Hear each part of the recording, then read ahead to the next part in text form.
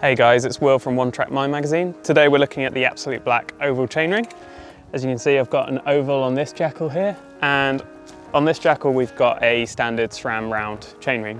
Both are 30 tooth, so we're going to give them a go, see if there are any performance gains from climbing with the oval opposed to the round chainring, and if there are any kind of negative factors and how it handles just pedaling and descending as well. So we're going to take a closer look at the chainring right now. So as you can see, this is the AbsoluteBlack oval chainring. It's made from aluminium and it's been CNC'd quite nicely, and it's got this pretty cool effect on it. Loads of holes for saving weight, and this is the 30 tooth, as the jackal comes with a 30 tooth by default, so we wanted to stick with that. As you can see, it's mounted to a SRAM style crank. This is the derivative crank, so it directly mounts to the crank itself, which is the same on the standard. So now we're just going to do a quick test on climbing. We're going to try the oval a couple of times, and then we're going to try the standard one and just see if there's any noticeable gains. I'm not going to record anything because I don't think it will be particularly accurate, because we've got different tyres, different bikes, I'll be tired. So I don't think the time difference is what we're looking at here. We're just looking at if there are any noticeable differences in feeling when climbing with the oval opposed to the round chainring.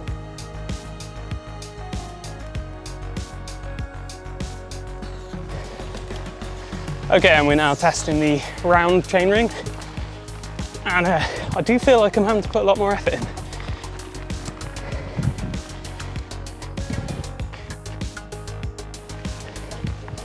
Okay, we're trying the oval now, and it does feel like I can constantly put down power, which is nice. So after a couple of runs, it's actually quite noticeable the difference between the two.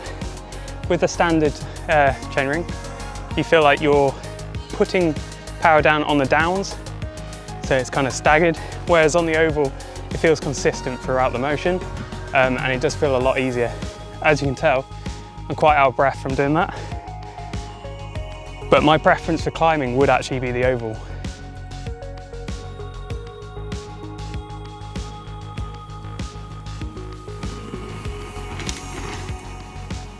So we just come to a top of a trail. Gonna see how it performs descending. So here we go. Dropping it. Helps if you're in the right gear.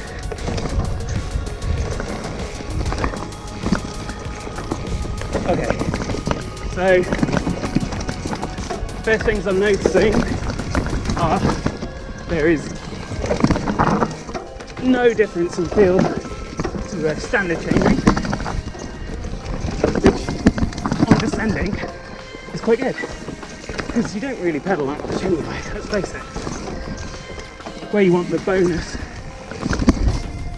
where you want the performance increase, is on the climbing. Oh, so many standings.